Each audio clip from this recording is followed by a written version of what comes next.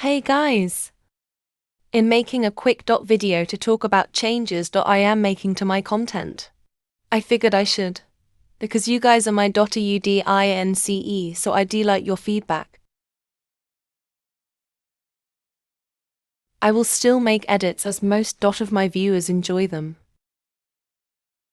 However, I will be a multi-content page. This included Faceless Earl content.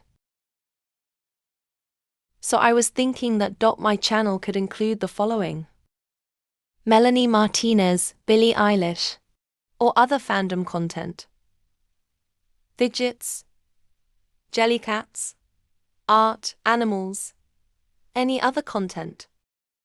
That is all, thank you.